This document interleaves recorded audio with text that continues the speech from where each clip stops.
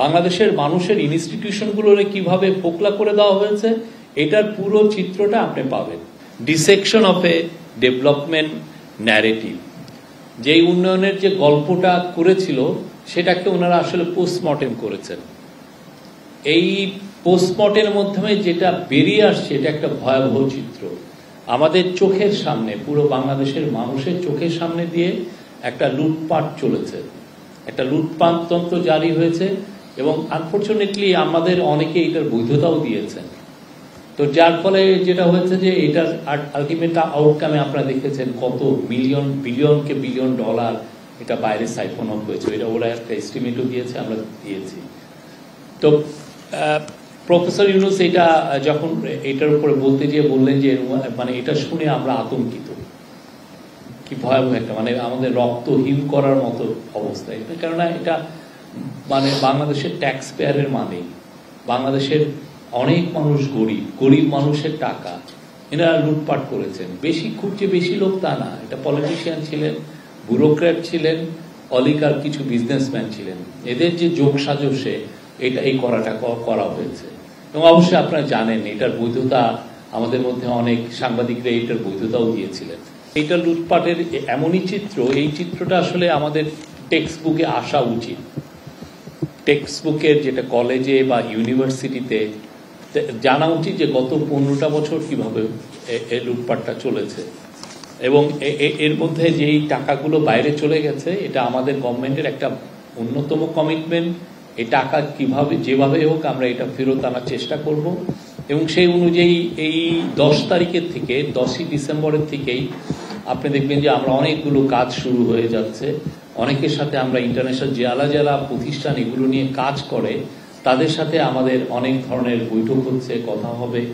আমাদের পুরো ফোকাসটা থাকবে এই টাকাটা কিভাবে ফেরানো যায়, এটাকে আগে তো ট্রেস করতে হবে কোথায় টাকাটা আসলে চুরি করে ওরা নিয়ে গেছে। আর সেকেন্ড হচ্ছে যে টাকাটা কিভাবে ফেরত আনা যায়।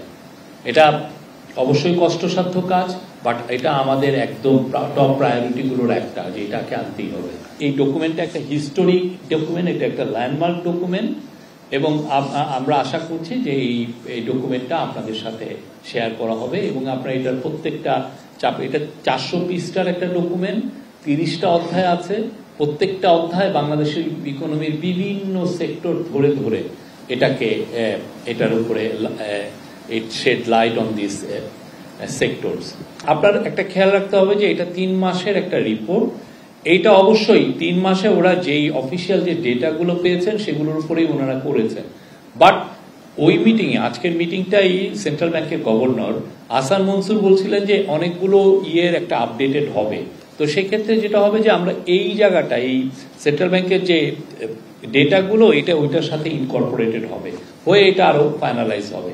তো আপনি ডন্ট ওয়ারি, আপনি দেখেন ওই স্পিচটা, ওনার 5 মিনিটের যে স্পিচটা, উনি নিজেই বলছেন যে খেলাপি ঋণ এখন 15% মতো আছে, সেটা উনি ধরেই নিচ্ছেন যে এটা ইভেন্চুয়ালি যে হিট করবে 30% মতো, এটা which is two high.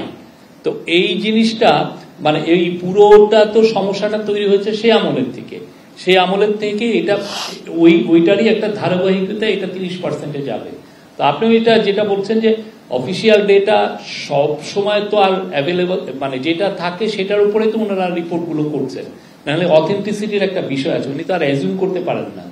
Don't ওয়ারি, এটার পুরো বাংলাদেশের মানুষের টাকা কিভাবে লুটপাট হয়েছে, বাংলাদেশের মানুষের ইনস্টিটিউশনগুলোরে কিভাবে ফোকলা করে দেওয়া হয়েছে, এটার পুরো চিত্রটা আপনি পাবেন। না, অবশ্যই গত 15 বছরে যা হয়েছে তার জাস্টিস এবং অ্যাকাউন্টেবিলিটি স্ট্যাবলিশ করাটা এটা আমাদের একদম টপ প্রায়োরিটি। একে তো অনেকগুলো আপনি দেখেন যে হাজার হাজার লোককে খুন করা হয়েছে, হাজার হাজার লোককে গুম করা হচ্ছে, সেটার তো বিচার হবে। কিন্তু যারা পুরো দেশকে আপনি এই একটা ভয়ানক রকমের একটা লন্ডভন্ড অবস্থায় রেখে গেছে, এই ধরনের একটা মহা চুরি, ইন্ডাস্ট্রিয়াল স্কেলের যে চুরি হয়েছে, তো সেই চুরির তো অবশ্যই বিচার হবে, কেউ ছাড় পাবে না। কর্ণফুলী নদীর নিচ দিয়ে টানেল করা হয়েছে, কিন্তু এখন ওইখান দিয়ে কেউ যাচ্ছে না। পুরো জিনিসটাই করা হয়েছে সাইফুজ্জামান চৌধুরী তার যে কনস্টিটিউয়েন্সি সেইখানেতে যাওয়ার জন্য ওইটা করেছেন, এবং ওইখানে উনি 450 কোটি টাকা দিয়ে প্রাসাদ এর মতো করে রেখেছেন, 7 স্টার হোটেলের মতো করে রেখেছেন, কিন্তু যাবেটা কে? এই চুরিটা পুরো আমাদের সবার সামনে হয়েছে, আমরা অনেকে প্রেস করে এটা লিখেছি, চিরাঙের অনেক সাংবাদিক এটার একদম বলতে যে একদম ফেনা উঠিয়ে ফেলেছেন এটা, কিন্তু তখন থেকেই কিন্তু আমরা অনেক, কেউ যদি কোনো ভালো ইকোনমিস্টের সাথে কথা বলতেন, ভালো ইঞ্জিনিয়ারের সাথে বলতেন, তারাই বলতেন যে এটার ইকোনমিক ভ্যালুটা কি।